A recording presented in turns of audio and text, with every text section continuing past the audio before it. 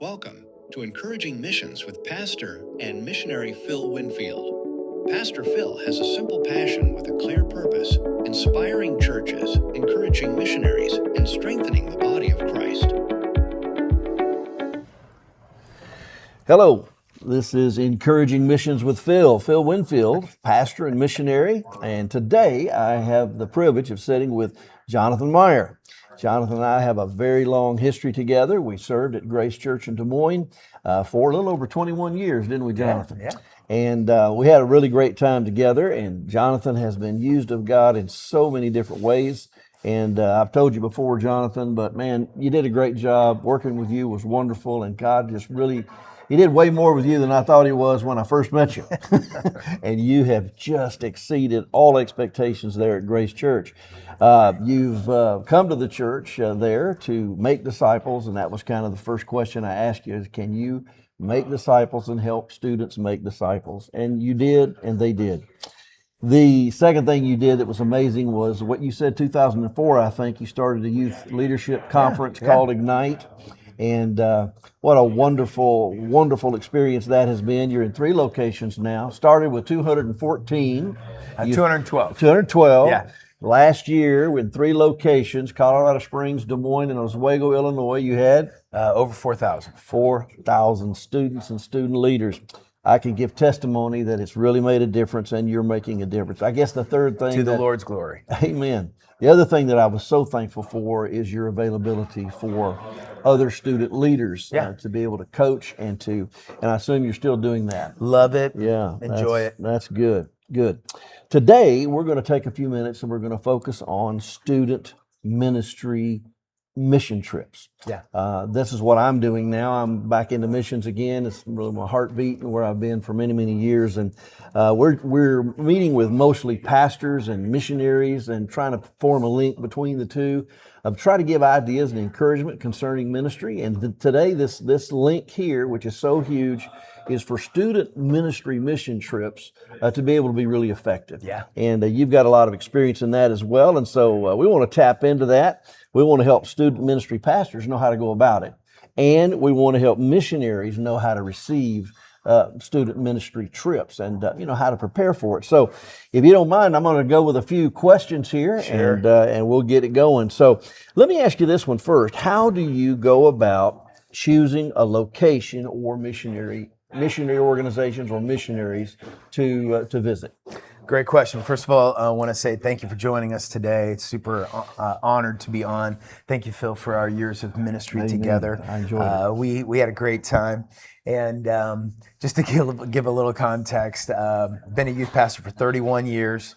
I've made triple, if not quadruple, that amount of mistakes. And at the end of the day, I was going through this the other day. I've gone on 28 high school missions trips and 8 junior high missions trips. Oh, wow. So it's been quite the fun. That's awesome. Quite the run. Yeah. And how do we decide where to go? Yeah. Every church is faced with hard decisions to make. So the question is, first of all, deciding to go is more important than where to go. You've got to decide missions is worth it for your students. I know when I first came to Grace, we spent a lot of times going to camps. I love camps. I made a decision to follow Christ at camp. But at the end of the day, we want to prepare students who are taking the gospel out instead of going to 7 days of just receiving the gospel. There you go. We want to take them from being consumers to contributors. So this first question of where to go is really a question of moving them from sitting in a seat with their Christianity receiving it to getting out of their seat and going to give it. So this is a valuable question. Yeah. Thank you. Excellent. So where do we go? Question, when you think of who your church is serving missions with currently, that's probably your first and best opportunity. Yeah. Look at who your missionaries are. Look at who the church supports on the daily and on the regular. Talk with your elders or your deacons or your leaders and say, who do we know in missions? And there may be people that you're already serving with in-house that are getting ready to go plant a church, or they're getting ready to go to the mission field. Partnering with them not only creates a church-wide ministry, but it also helps students to feel connected to the whole mission. Right. Another thing that we would do is we would pray, and I would walk down at Grace. We had the missionaries on the hallway. Oh, yeah. Remember that? We'd go and I'd pray over each missionary, and I'm like, wow. Lord, do you want us to go see them? And that's actually how we ended up going to see Clip and Mary Suddeth about 3 or 4 years ago. I walked by their picture again, and I was like, you know what? I should call them, because we had served with them before. So considering your own missions. Awesome. This last year, our high school ministry ended up serving a local church plant that was connected through Ignite. We had a ministry in Colorado Springs at Ignite, and their church was planting a church in Alamosa, Colorado. I called up their missions pastor and said, hey, do you have any mission opportunity in this? Ironically, we're planting a church, and that's how we ended up connecting with them. And when a church is getting planted, that's a perfect time to help, absolutely. boots on the ground. So those are some considerations. Oh, and first and most important, pray. Oh, awesome. Very good.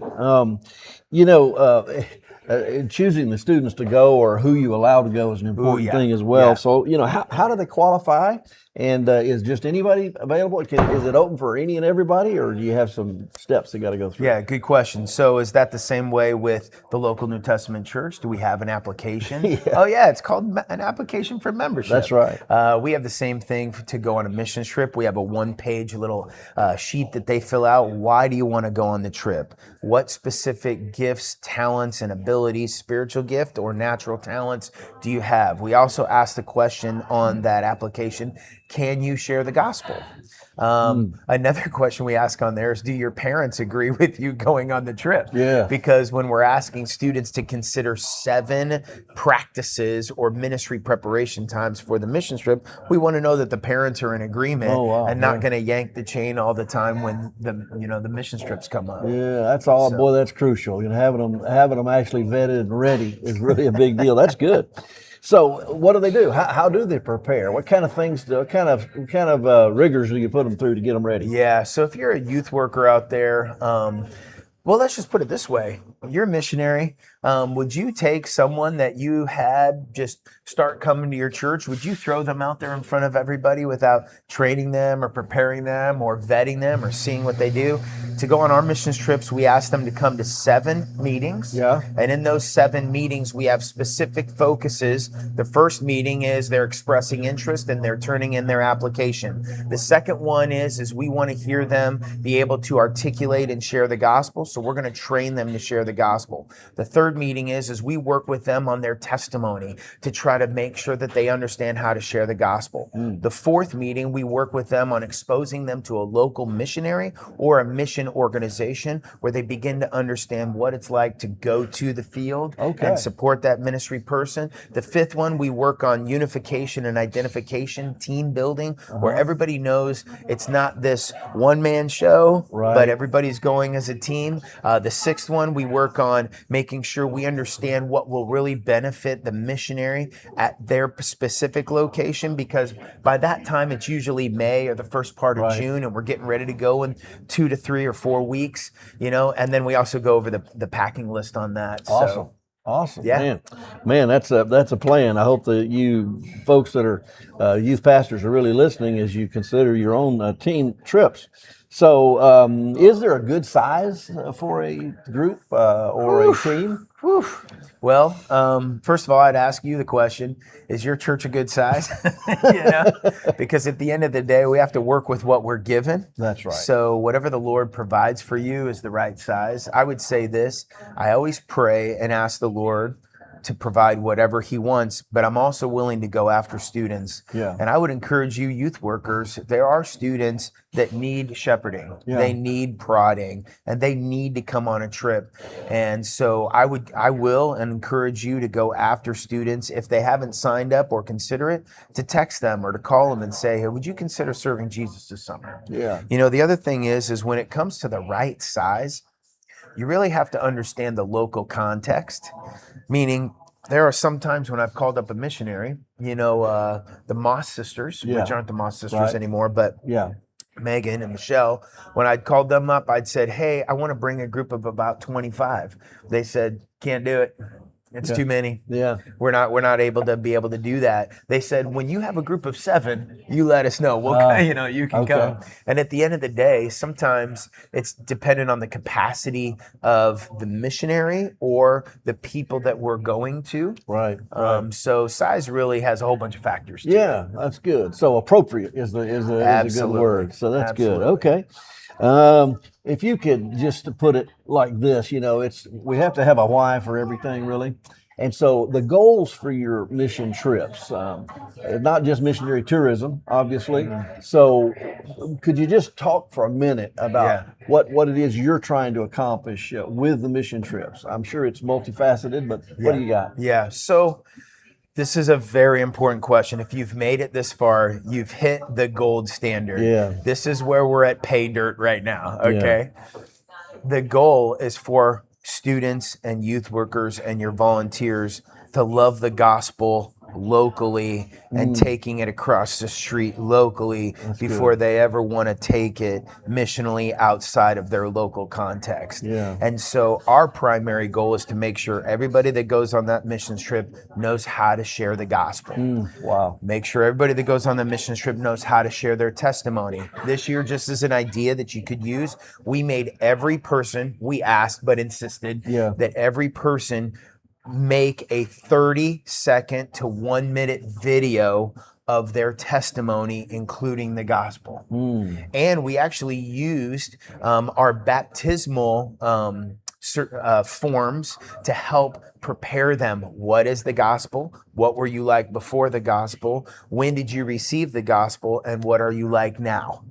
That's awesome. And so they made a short video, and they actually could share it on social media. They could send it to their friends. They could post it if they wanted. Wow, that's so awesome. Our primary goal is to make sure they love the gospel and want to be missional local first. Our secondary goal is to help bless and take the gospel to serve that missionary in their need locally. And I say missionary, I should say local church ministry context, because we in our student ministry have a 3-pronged approach of what we're trying to do.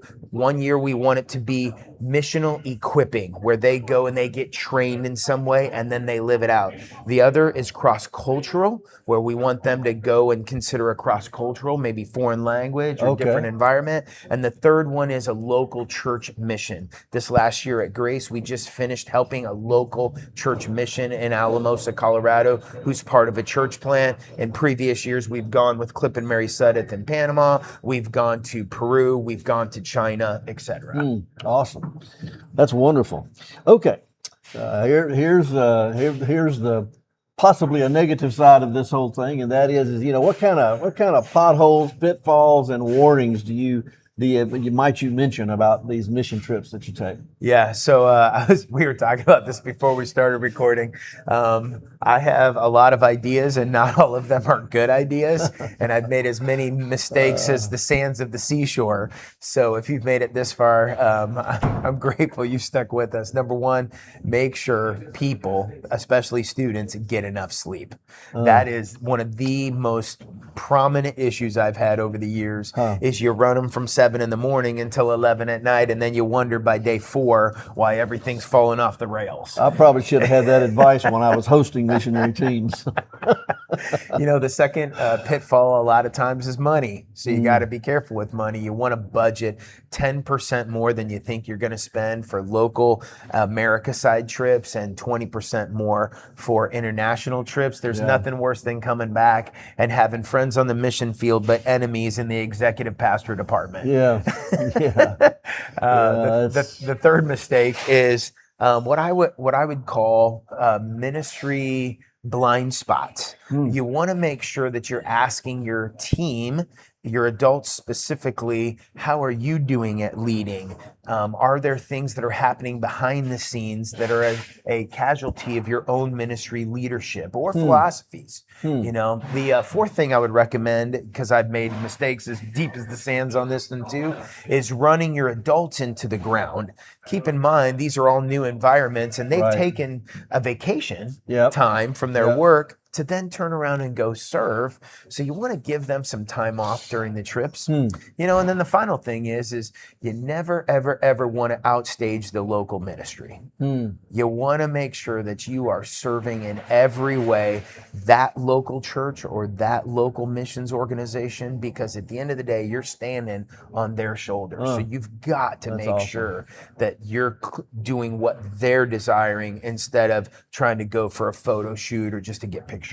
That's awesome. I can speak from the experience side of being a missionary.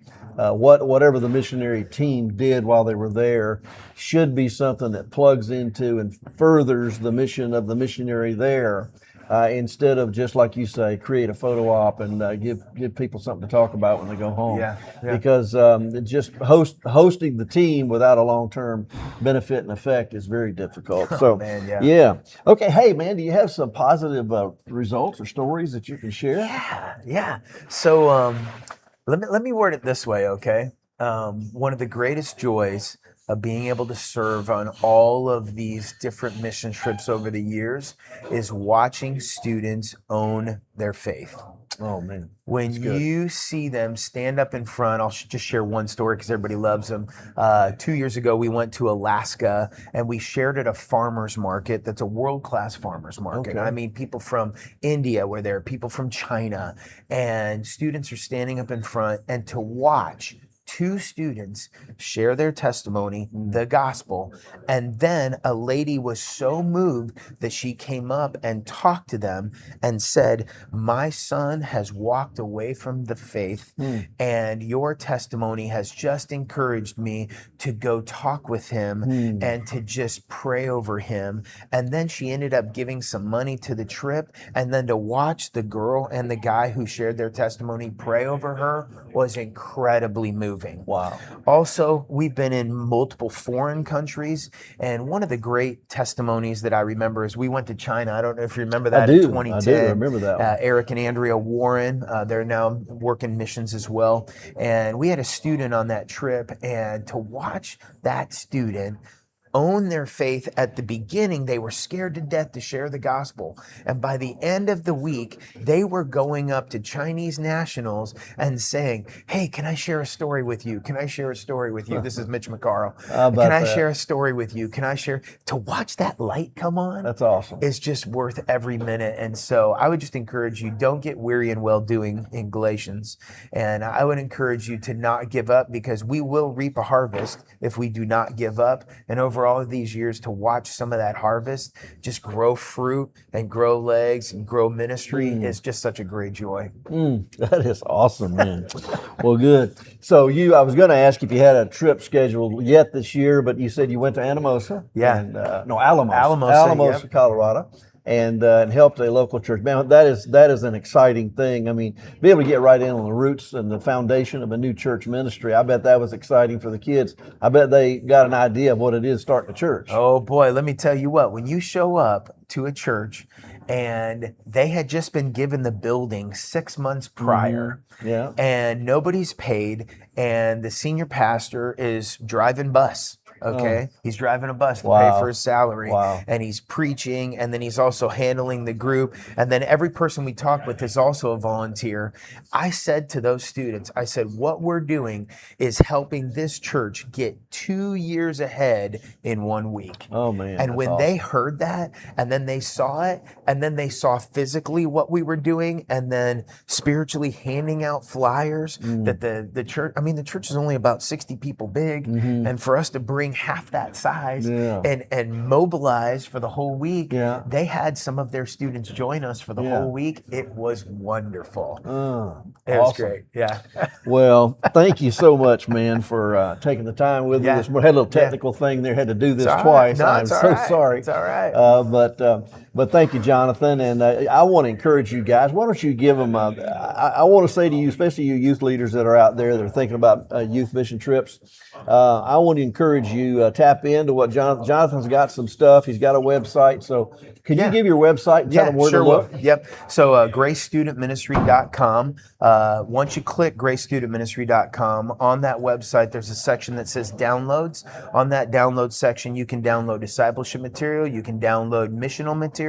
You can download youth leadership team stuff. And I do want to ask a question of you, Phil. All right. Real quick before we're done. What advice would you give to youth workers out there? Because sometimes as youth workers, we just get running like 2,000 miles an hour. And sometimes we forget, we need to make sure we're talking with our senior pastor about what we're doing. Yeah. We need to make sure we have the approval of the whole church with what we're doing. Yeah. What advice would you give to youth workers out there who are planning a trip for the very first time? Well, my advice, having been on both sides of this equation, my advice first would be make sure that missionary that you're going to go see has the capacity. That's the first thing. Has the capacity, and he's done it before. I don't know that I want to go if it's his first time, especially with a group your size. And the second thing is that really keeping the senior pastor in on what it is that you're planning to do, and getting him on board with it. Because if he stands up, speaks, and says, "Hey, our youth they're on mission and they're missionaries this week in such and such a place," then all that does is get the whole church as a kind of a juggernaut of a thing where they all get behind you, and it will support both financially and prayerfully what it is that you're doing. But you never really had a hard time communicating and telling us what you were doing. So, but I'm saying it, as you say, for all the youth ministers out there.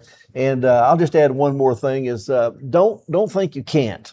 Don't think it's something that you can't do. You can do it, and God will enable you, and God will use He will use the student ministry mission trips in the lives of your students. Obviously, you want to be a blessing where you're going.